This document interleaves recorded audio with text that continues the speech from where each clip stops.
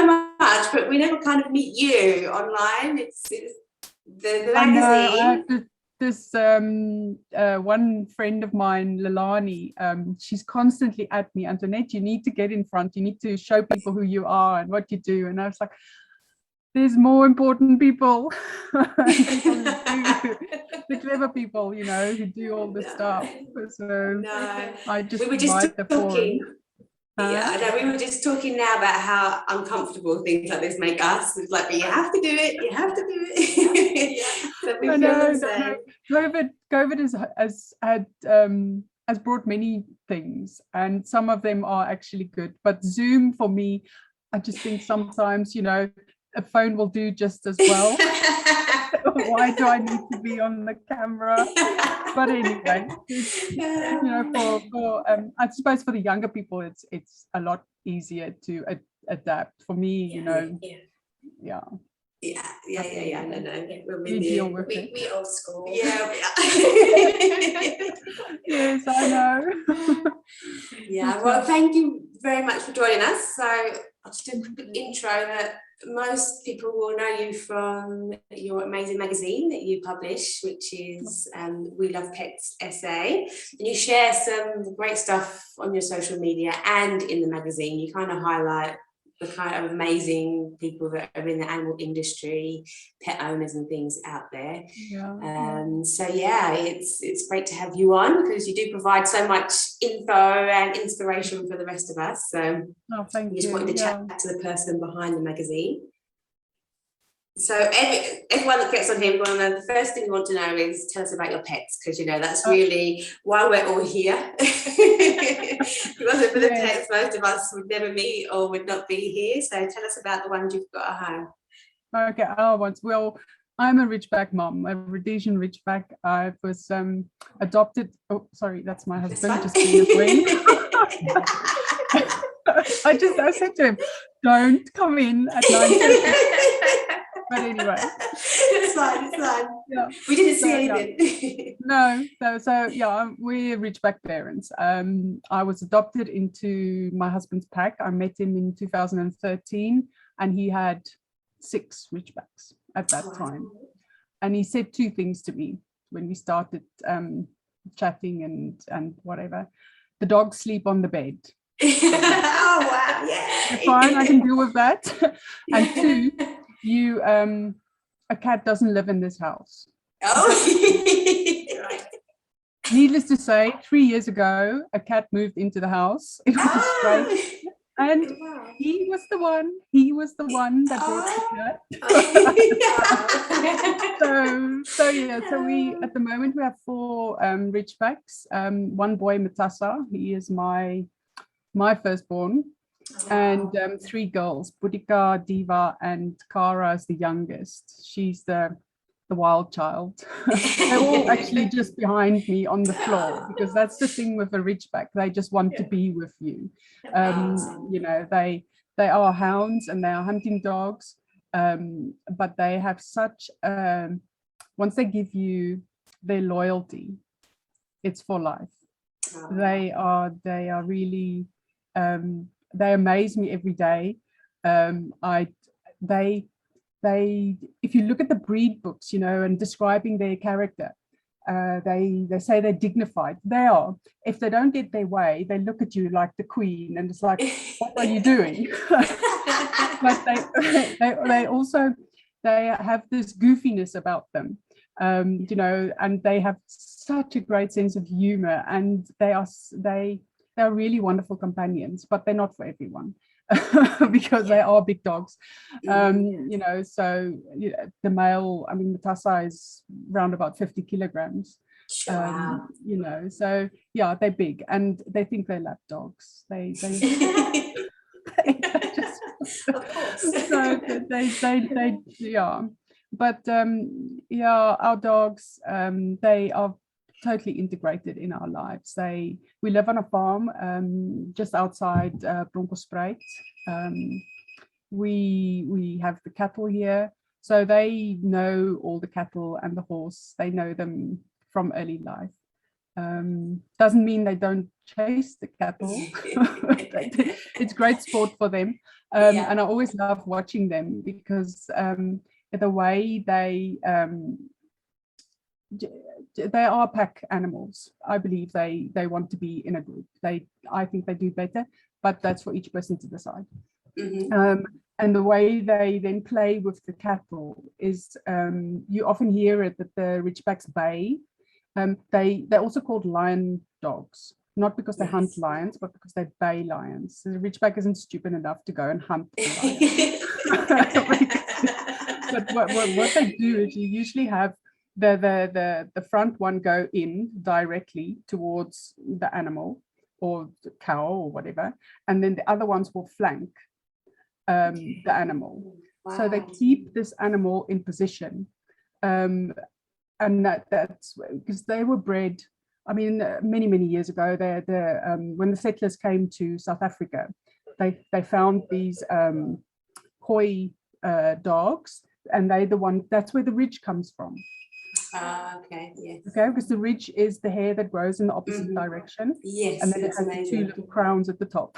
Yes, yeah. Okay. And that's actually where the ridge comes from. And when the settlers came to South Africa, they really fell in love with these dogs because of their hunting skills and also their loyalty towards their owners. So these dogs were interbred with other European breeds, hunting dogs and gun dogs. And that's how the Ridgeback developed. And then some of them went to Zimbabwe, and that's where the club was registered. So the Ridgeback Club is actually registered. The parent club is in Zimbabwe. Okay. So, and interesting fact is that when they called everyone together to put the breed standard together to say what a Ridgeback should look like. And a few years after, the man who put the whole thing together, Francis Barnes, he admitted that he actually borrowed the Dalmatian breed standard. Oh, interesting. Because there are a lot of similarities. Obviously, they changed the coloring, so Ridgeback is not white with spots. But it's interesting, how things develop. So the Ridgeback, they are South Africa's national dog. Yes. They're the oldest indigenous breed in South Africa. They are, as I say, they're described as dignified, but that's doubtful sometimes with their sense of humor. They are very they're muscular dogs, they're strong dogs, they're agile. So the type of person that would want a Ridgeback, or where a Ridgeback I think will thrive, is someone that will allow the dog to be part of their family. A Ridgeback doesn't do well on its own, left in the garden. You're going to have so much problem because they're very smart. They're very clever dogs.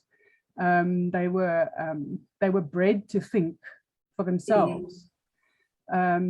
So, and if you have to bay a lion, I suppose then you need to be thinking on your feet. So, yes, for sure. When Cara was my first one that I actually went to puppy school and to obedience classes with. So for me, it was a great learning experience. And I learned that usually it's handler error, where because I'm not expressing myself correctly, the dog doesn't understand what it's supposed to do. But she was extremely patient with me. And now when I think back of it, I do laugh because she was in a group with Malinois. So they are completely different breed, and they love all the repetitive training. Where Ridgeback, by the third go, you will get that haughty look, and it's like, you really want me to do this again? And even Maxine, my trainer, I mean, she was absolutely great, and she also understands Ridgebacks, because I think that's important when you find a trainer, is that they do have an understanding of the breed. Absolutely. For that very reason that they don't like to repeat things, I think. So we did the puppy classes, and that was great. And then we went into obedience, and that was, oh my goodness, that was a bit of a learning curve for me and for her. Because she is she's a bit of a free spirit, and all this heel walking and leash walking and sit and whatnot, no, she wasn't, but she did it, she did it for me. And I think the great thing that came out of the training was the bond that grew between me and her. Now still, when she comes in, I get a nose bump in the bit of flesh that hangs over your I usually get a cold nose and just to come and tell me, look, I'm back, or I'm here. She will sit on my husband's chair next to me in the office. That's her spot.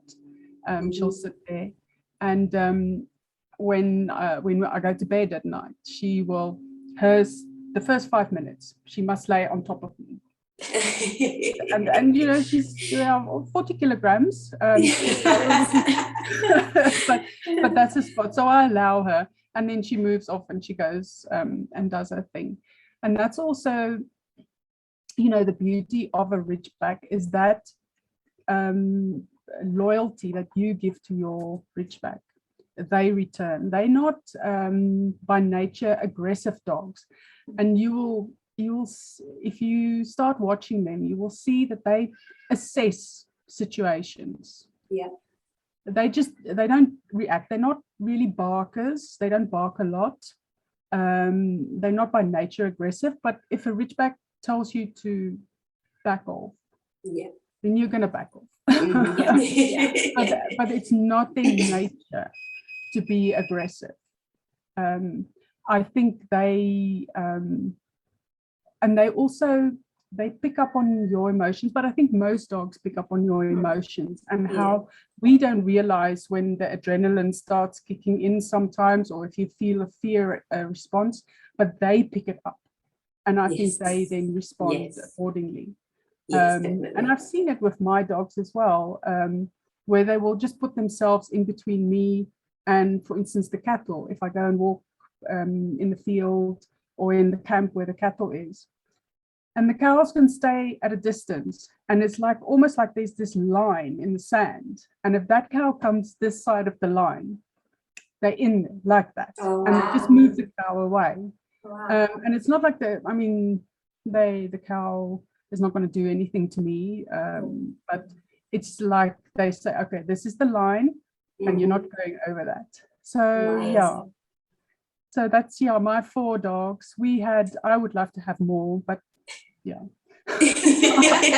said 4, and I suppose if they have to sleep on the bed, then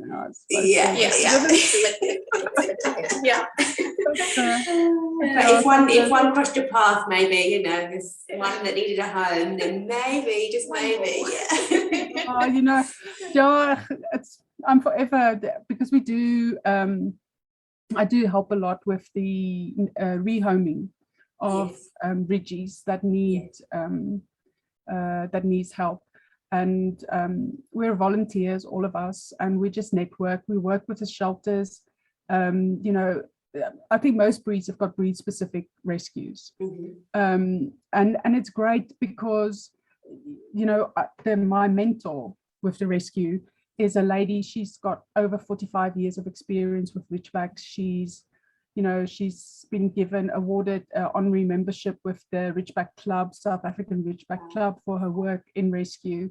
We have behaviorists that work with us to help us, who also knows and loves Ridgeback. So when I'll be sitting there when I have time and going through the Facebook and see where, if at a SPCA or at a shelter, when a Ridgeback comes up, and we put it onto our group and network it. So we work with the shelters to help find the right home, because the Ridgebacks, up until about 2.5 years old, they're puppies. They're very energetic dogs, and although they will sleep all day, mostly they'll sleep all day, but at some point they need stimulation, and if you don't interact with them, if they can't be with you, they are going to cause problems. And people don't, but it's with all breeds, they don't realize when they take on a hound what they're taking on. And usually we find around about 2 years old is when people give them up because they just can't cope anymore. And then also downsizing, of COVID, a lot of people have to downsize. Immigration is a problem, although a lot of people do take their dogs with them. There are those ones that don't. The older dogs, it's harder to find a home for an older dog. And it's it's a difficult decision. So our group is very much no judgment. We don't judge. Perfect. We just want people to be comfortable to come and ask us for help. And we do have networks all across South Africa. We have people that can do home checks for us. If it's a private rehoming, then we do have people that can do home checks. And we keep up to date, we check in. Is everything going well? What's going on? Do you need help? So they can always come to us, the people who adopt. And because we know the breed, we can help them. And if we can't help them, then we can point them to someone that can help them. Because there's nothing sadder than a broken Ridgie. I don't know, if you, Michelle will forgive me for saying this. In Durban, there's a boy, a Jock. You must have seen him on Paws and Bites. Yes. Now he's one of the Ridgies that came to us that needed help, and Michelle immediately said, yes, we'll foster. Now obviously it's over a year ago. And he's foster fail. Yeah, totally foster fail. But the poor boy, and I do take my hat off for her and for her husband, because they've done an amazing job with him, because he had no social skills. He was left in the garden. He had no interaction with his people. Then he was abandoned. Then he was passed to the gardener. Then the gardener returned him. Then he was given to the neighbor. Then the neighbor didn't want him anymore. And so, the doggy has had a lot of issues, and Michelle and Ian has done an amazing job. And he is out. Every time I see him, I just want to burst out in tears, because of where he was. Wow. And if he'd gone to a shelter environment, he wouldn't be with us today, because he would be a problem dog. So there are people who want the Ridgebacks and who want to care for them, and it's that's one of the sad sides of dog ownership in general, I think. We do our best. On that point, Antonette, and you've described some of the characteristics of the Ridgeback so beautifully. But what advice would you give to maybe someone that's busy researching the breed and looking into rehoming or acquiring a Ridgeback as a pet?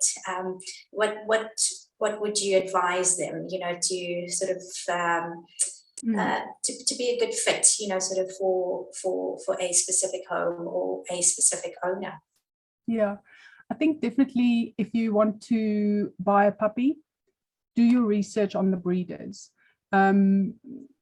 Make sure they health test.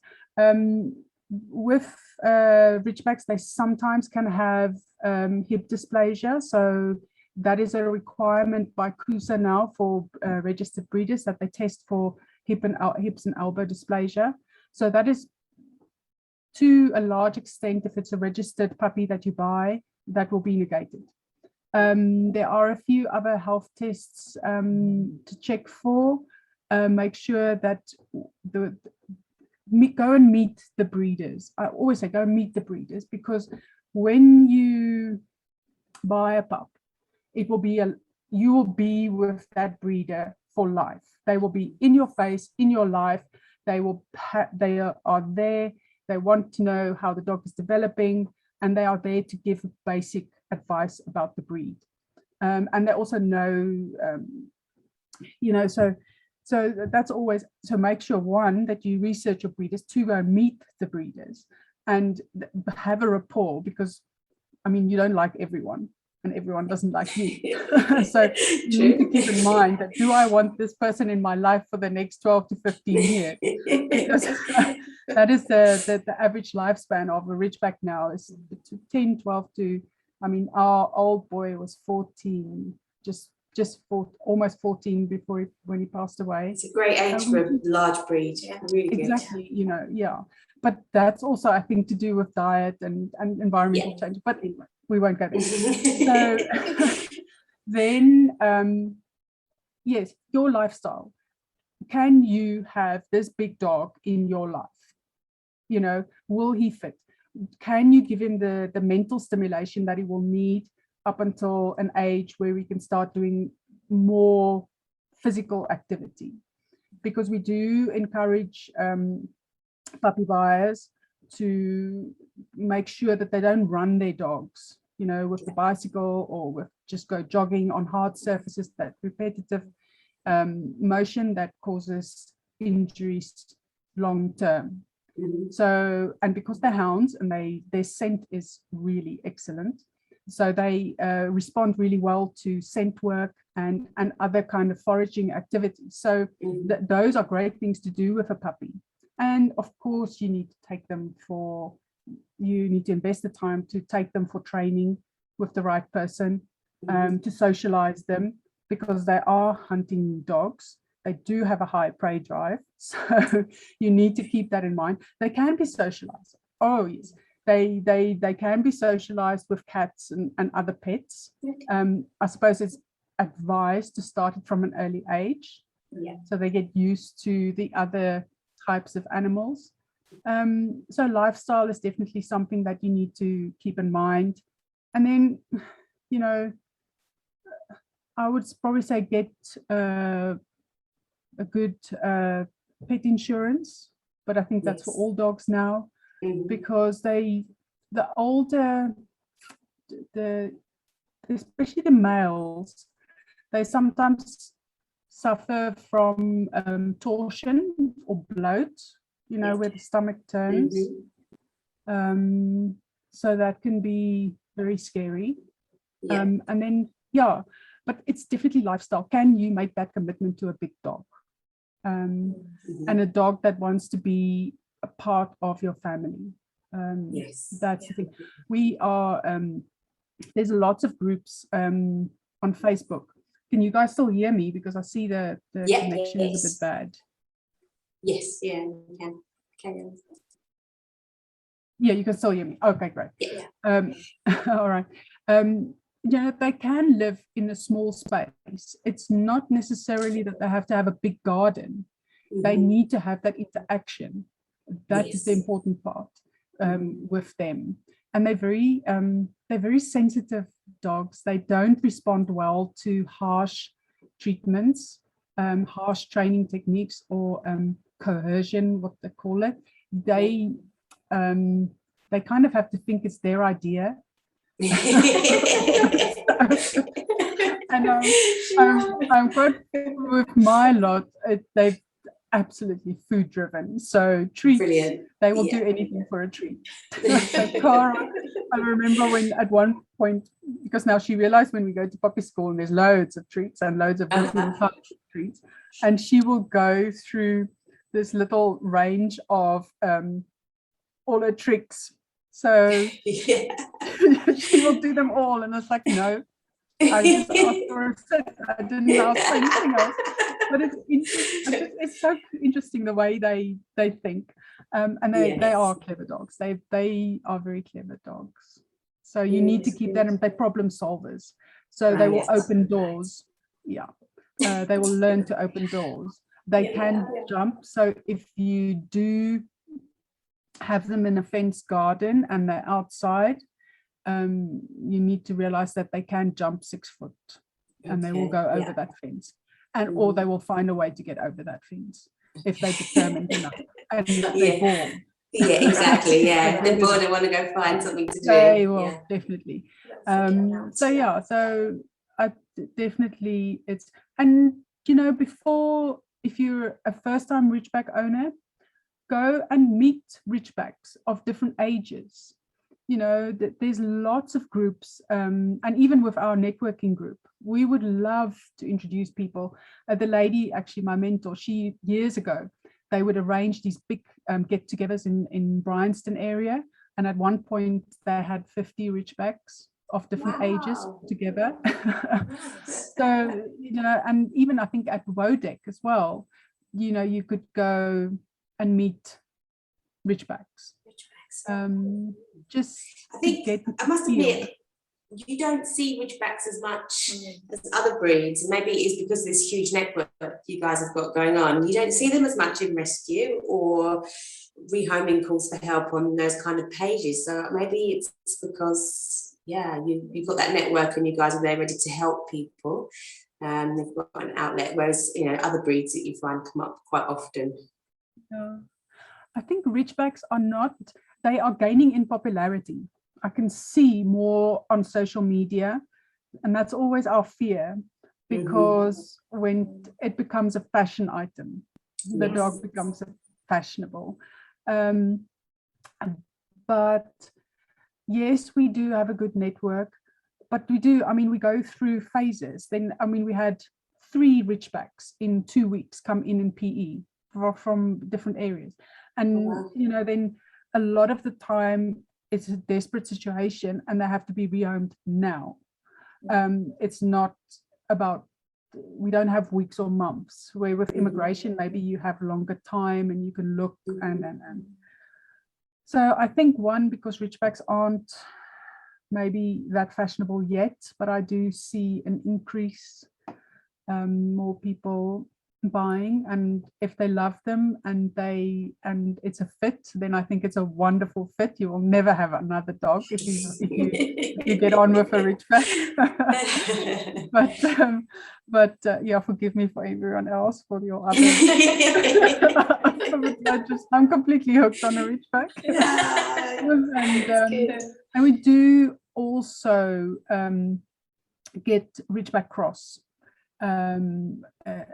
And that is hard because we've had Ridgeback Rottweiler. There's a boy, Rufus, at Pit Pals, and he is adorable, but because he's Ridgeback Pitbull, I think that is giving him a negative. And he's been with them for almost 3 years. And he breaks my heart because he is such a beautiful, loving boy. And but he needs to go to a single dog home.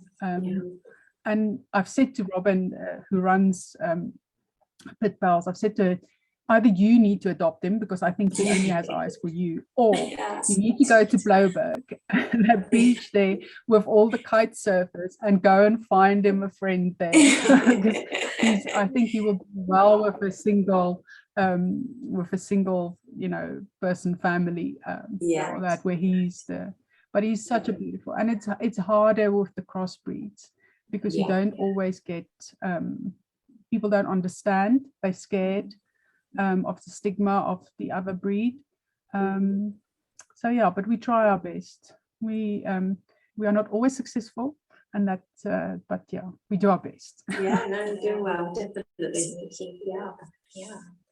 So what do you find is probably the biggest reason that Ridgebacks are surrendered to rescue, or need to find another solution as soon as possible? I think 2. One would be that age, that young age, that puppy age. People just they can't cope with that big dog with all that energy. And they don't understand what makes the breed tick. So that is the first one. And the second one at the moment is immigration and downsizing. Definitely, a lot. And I can talk for hours about this. But it's great info. Especially when people have to downsize. Look, pet ownership, you have to be a responsible pet owner. So it is not, when you hear it all the time, I'm moving into a closed community or a gated estate and they don't allow big dogs. Now, I understand why they don't allow big dogs, because, sorry, people, and we are not always responsible pet owners. And we need to face that fact as well. You can't make your dog a problem dog for everyone else. But dogs bark, dogs dig. These are all normal dog behaviors. So we need to accept that. So, for instance, one big thing of mine is when older people go into retirement areas and they're not allowed to take pets. And that is so sad, because that pet is such a great companion, especially with older people who might be lonely. I think any pet, a cat, a dog, would be a great pet. Yeah, definitely. So, there's lots of work to be done. Yeah, but those and more complexes seem to be small dogs only. It seems to be getting tighter and tighter on their restrictions. But actually, I find small dogs are more barky than big dogs. Actually, if it was for the noise factor. That's the thing. I mean, a Ridgeback is not a barker. If a Ridgeback barks, there's something there, so you can go and pay attention. But so they're actually an ideal dog for a gated community if they are well integrated and well socialized dog. I've been talking to a lady, and it's very sad. They got the puppy, a Ridgeback puppy, in their estate, and it was all fine. And now they work from home, so they're there with the pup. But now the neighbors have complained and said the dog is too big for the small property, and they have to rehome the puppy. So they've actually put the house up for sale. But it's not possible for everyone. And so we are actually, in the upcoming magazine, we are actually going to do an article on gated communities and the rules around keeping pets. Brilliant. A body corporate can't just tell you to get rid of your pet. Yes. You understand? So you as a responsible pet owner, I will add that, they can't just turn around and say, okay, sorry, you've lived here for 2 years, but now we're changing the rules and you must get rid of your dog. So I've got a lady that's going to write about that. She's done a lot of research on the subject, so hopefully that will help responsible pet owners as well when they do negotiate with their body corporates and their homeowners associations. That's brilliant, because I think there's a lot of they're worried about losing their home, especially if they're renting and they get this letter from the management where it's like, your dog has been reported to be making a noise. And I went to someone's house, and while I was there, their dogs weren't really making a noise, but across the road, the dog was non-stop barking. And I was like, well, I think that dog is actually more of a nuisance than your dog. But they've got this letter and they were kind of stressing because it was like, we don't want to be evicted. This is what we can afford at the moment, or it's good for where they work. But people need to know where they stand really, and what it kind of seems like there's no time for you to address the problem. It's like, stop this noise now, or the dog has to go. So it's great if people can know where to go to for advice or know what to do. So that's good. So it's in the upcoming issue, is it, this article?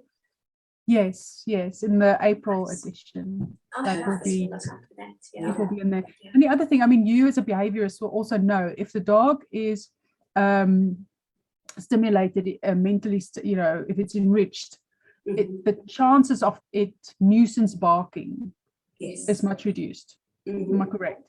So so as a pet owner, that's your responsibility towards the community that you live in, that you have to make sure your dog is not bored and is not going to be an unnecessary pain in the backside. But I think societies need to accept dogs will bark. Yes. You can't take out their vocal cords. No, I mean, yeah, we're not America. Not an option. No. But on the other extreme is with COVID, a lot of the people have got puppies because they're at home, and these puppies have never been left alone before. Then we're dealing with a lot of separation distress, so real genuine panic disorders in the dogs, and a lot of people maybe can't understand that, so that's when they do need to seek kind of behaviourist help or kind of veterinary help. Maybe the dog needs medication or something, but yeah, in those circumstances it's good, but they need time, people, it's not a magic solution. People need time to address the problem, so that's when they kind of don't need that management breathing down their necks, telling them do something now, because they're an animal. It's not a toy or a robot that you can say, okay, don't do that anymore, and it's not done. So it definitely is. There's no quick fix for a lot of it. So they need, people do need a little bit of support in that, definitely. Yeah, I think it's about understanding and having compassion and patience, and I mean, animals, pets are an integral part of our lives. I think, I don't know what South Africa percentage is of households owning pets, but I think most households have a pet. Yes. Definitely. So why are we sometimes, I think we just get too impatient with, things. We just need to let live, and maybe earplugs is also a way.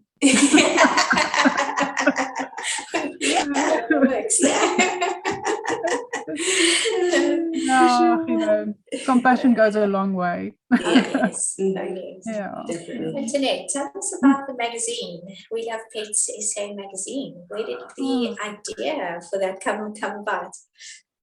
Okay, I can tell you the long story, but maybe I'll just I'm a person who believed you have to be open for opportunities. The opportunities present themselves. You just have to be open for them, and then you work your butt off to make them work, and they always evolve. Anyway, the magazine started because of Vaseline. I was okay. That is where the opportunity presented itself in 2014, but I didn't know it yet. But that's how it all kind of connects. 2014, I ran 650 kilometers in 15 days to raise funds for hospice, because they cared for my mum. Anyway, fast forward, 2019, I'm driving to the shop and radio comes on, and there's this lady talking about walking 27 kilometers for 27 consecutive days. And the first thing that went into my head, girl, you got to get Vaseline, because every spot of everything, if your arms touch your body, you're gonna have to put Vaseline. And I thought, I need to get in touch with this woman and just tell her Vaseline. Anyway, so all the way I went shopping, come back, and I couldn't remember her name, and I'm Googling yellow, blah, blah, blah, blah, blah. Eventually I found her on Instagram, Yellow for Survivors. And I sent her a message on Instagram and just quickly said who I was and said, Vaseline, whatever you do, Vaseline. She replied, and I was like, oh my goodness, okay. And she asked for my phone number, and I gave her phone number, and she WhatsApped me. And before I knew it, I was roped into walking 27 kilometers on the first day. And I'm like, oh my God. And I must have, I think I misheard her, and I thought it was 17 kilometers. I thought, 17 kilometers, I can do that. And then, because since when I finished in 2014, it was actually, now it's the anniversary, because it was the 1st to the 15th of March 2014 that I walked or ran. And so that was, then I stopped. I'd never run again. So my level of fitness has kind of plummeted, and the waistline has kind of gone that way as well. So so I said, okay, yeah, fine. I'll walk the first day with you. And that's how we met. She's apart from her foundation, Yellow for Survivors, she is runs Date Night Ideas, which is a promotions entertainment company. But she's an amazing lady. She just has so many things that she does. And she had this platform, We Love Pets. But she said, you know, and it was after a year, she said to me, "Oh, Antonette, I'm not really using the platform, but I know there's potential there. Do you want to be the editor?" I'm like, "Oh, okay." I haven't got a clue what the editor is supposed to do, but yeah, why not? And that's where We Love Pets came about. And we were then going to do an annual directory, you know, with listings of pet businesses, pet friendly accommodation, and this was around about end of May 2020. So smack bang with COVID lockdown, Yes. all sorts of things. And I'm starting to phone pet friendly accommodations to get them to sign up. And yeah, it was very sad because the tourism industry had pretty much been laid flat, and none of them could. I mean, what's the point of advertising in directory? You don't know if you you can provide a service anymore. And then, like all things with me, I always believe that you have to give more. I can't just give a directory. I need to put some information in there as well. So I contacted a few friends and a couple of companies that I've bought products from, and we put together this first magazine. And it went out, and I was pleasantly surprised when people said, "Well, we want more. We want to see more of this." And yeah, so now it's every 2 months of work, and you guys also, I mean, you provide some great content for us as well.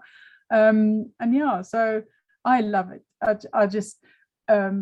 I love the community of the whole thing, and the readers that participate.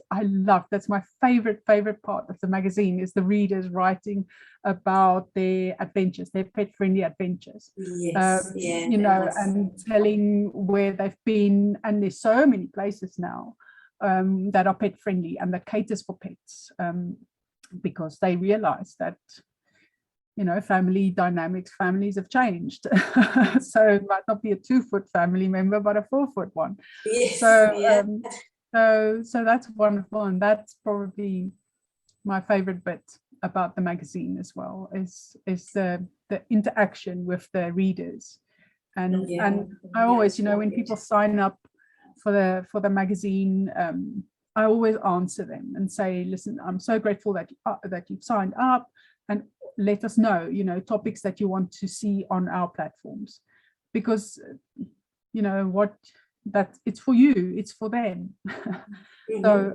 So always open for that and for new ideas. And yeah, I am passionate about the health of our pets. My dogs are raw fed, but I have learned that by preaching at people, you shut them off. They don't want to listen. So I think people can take bite-sized bits of information. So I don't want to overwhelm in the magazine. I want to kind of stimulate the learning process almost with the magazine. So people can ask questions, and then we can show them where they can get the products and where they can go and ask the questions if we can't answer those questions for them. So it's almost like an organic learning process. I think it goes in better. It's like me going, "Oh, you must eat your dog's raw food," and blah blah blah. You know, I think that, but it is becoming more mainstream now, and I'm glad to see that. So yeah, it's all change is good. The magazine is amazing. It's like you thinking there's like 50 pages, and there's like great articles, really good articles, each issue. So what can people expect? So people that maybe have never downloaded a copy. So first of all, it's free, which is amazing. As long as the magazine is in my hands, it will be free. Yes. Excellent. No, it's great. You've got all this info and it's free, which is fantastic. So you've said you've got kind of pet owners describing where they go, where they take their dogs. Obviously, we've provided some kind of veterinary behaviour type of content from us. So what other kind of things can people find in the magazine? What can they expect? Things like we say, like about nutrition, training tips, pet-friendly venues where they can visit, people's adventures, new products that are coming onto the market. We did Ridgebacks in the last magazine, and I think that's a great product. I just think, I mean, I tried it with the Ridgebacks and they absolutely loved it, whether it was the peanut butter or the anyway, it was probably a combination, but I could see the engagement with them. So bringing people new products, telling them about new venues, touching on, sometimes difficult subjects. There are subjects like rescue, breeders. I want to talk about breeders and how to look for the right breeder. But I don't want to alienate the rescue community, because I think they need to be hand in hand. Absolutely. Yes. Yeah. So, it's with things like that, I want the magazine to talk about the harder subjects of pet ownership as well, not just all the frou-frou and flowery stuff. You do get animals that need special attention, and sometimes you can't keep your pet, and that's okay, if you have to ask for help. So that's kind of my vision. And then we have to have fun, and I've got a few, fingers crossed, a few things lined up, so I won't say about them now because I need to kind of nail them in first. But hopefully they will come off. But I think it's attitude, if I believe they will, then they will. You make it work. And if it's meant to be, it's it will work. So that's the magazine. It's a fun place for people to learn in a relaxed environment, forum, and they can talk to me. And I'm happy. Look, apart from pets, my other passion is South African business and pet business, especially with COVID.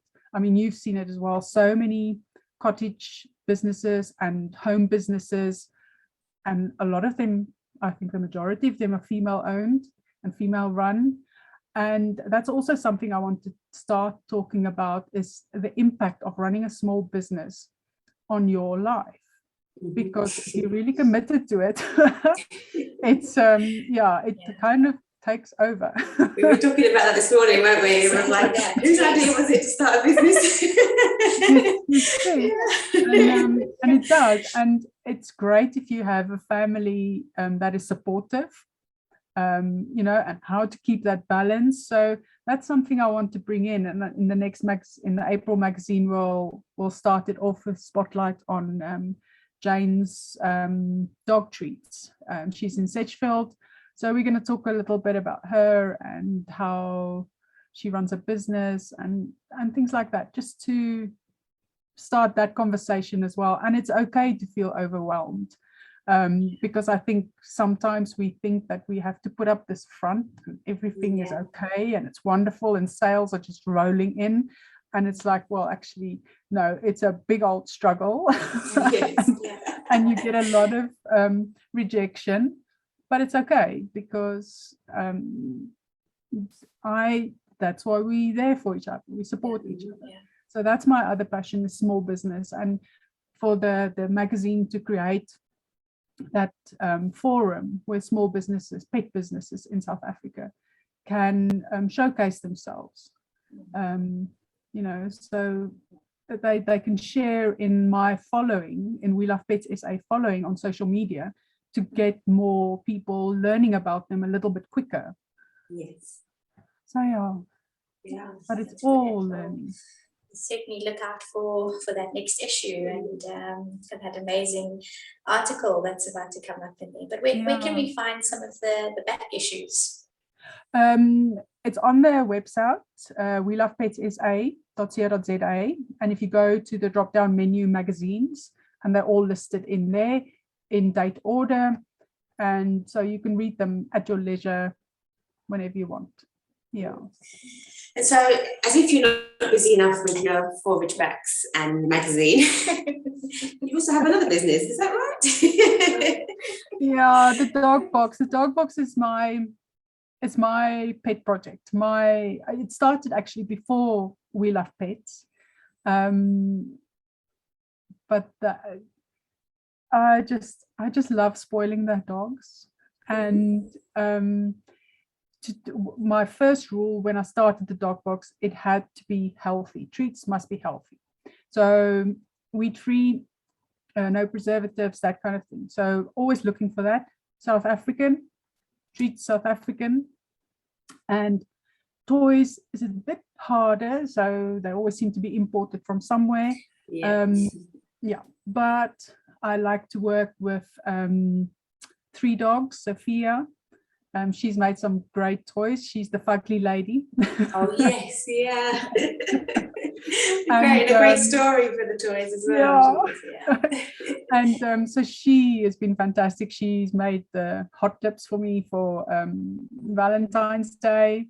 And she's made the little elephants that I want to do in the puppy boxes. So I'm trying to make it more of a dedicated box, like a special occasion box. It where you really, you treat yourself and your pet. Sometimes I sneak something in there for the human as well.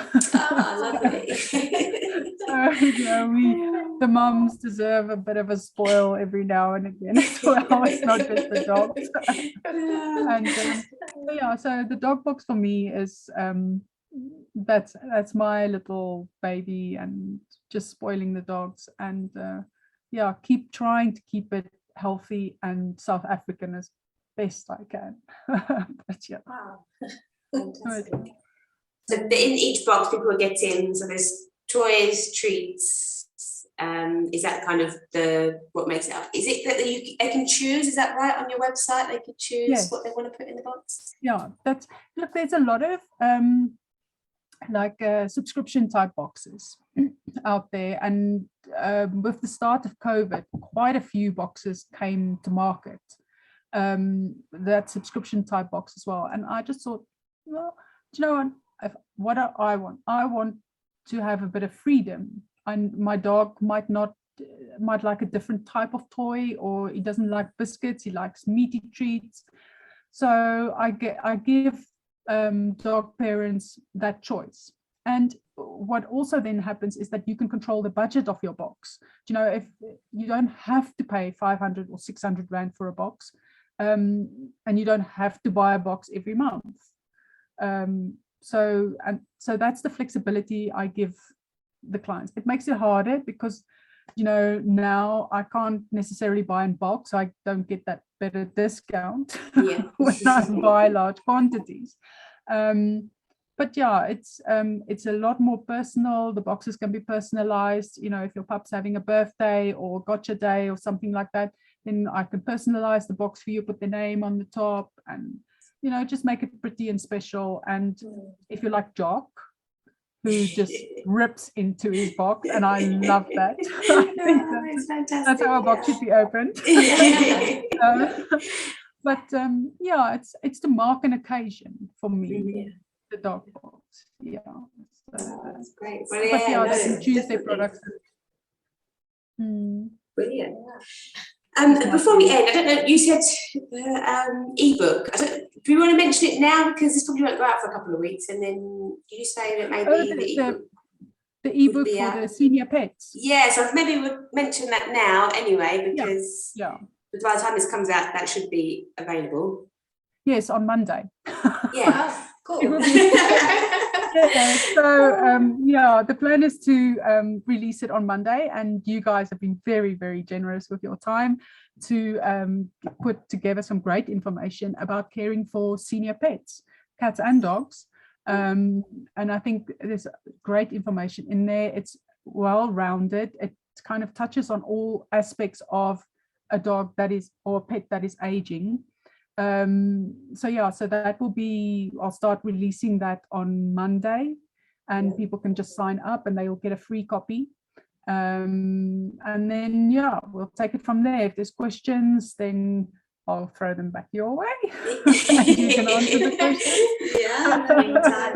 No, I think it's a great topic as well, because I love senior pets, and people kind of don't realise, especially in rescue, that's my aim one day, because I've got young children at the moment, so we went with young dogs because yeah, it's just a bit too much for a senior pet. But there's so much potential in an older dog. It doesn't mean that if they're kind of over 7-8 years of age that, you know, they're not really going to do much. Actually, even at that age, they love to learn.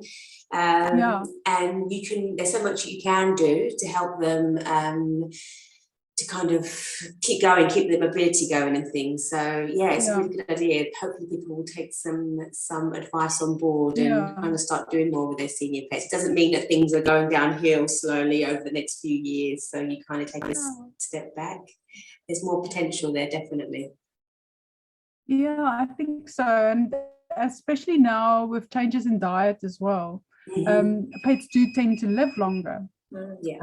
And I just, you know, if you've had them from a pup and going through all those life phases, I think that's just something amazing. But also when you adopt an older pet, I think that is also very special, because they do come with their own little quirks and things like that. And it's that mutual kind of working together and sorting each other out and understanding each other and fitting in, that I think is so special about adopting an older dog. And also, you know, not everyone has got the capacity to deal with a puppy. That's why adopting older is also a great option. So yeah. It's a great idea. Thank you for asking us to join in, because it was really good. So hopefully people will enjoy it when it comes out. Yeah, I think so. And then we'll see how it goes, and we'll touch on some other topics as well. We'll see what comes out of this one, and kind of, you know, feedback that comes back from the readers, and what other topics are interesting. I've already got a few in my head anyway. Nice. Excellent. But yeah, we'll see how it goes. Yeah, brilliant. Well, you're doing an amazing job for the pet community, for sure. Thank you. Yeah, it's a great place for everyone to get together, kind of on your pages, and all the info you provide. And even for us as well, learning about kind of what's available out there as well, that maybe like the smaller companies that we didn't know that were out there, because they don't have much reach where we're looking on social media. So it's great that you're highlighting them, and we can kind of jump on board. So thank you. Great. Yeah, there's room for everyone in this pet industry. Yes, definitely. Thank you for that platform and that forum. You know, it does help to, as you said, you know, just create that network and support for, you know, what we're all trying to do. Gosh, and thank you so much for teaching us about Ridgebacks. I learned so much today. You're separate one just for Ridgebacks. That's so fun. Thank you very much.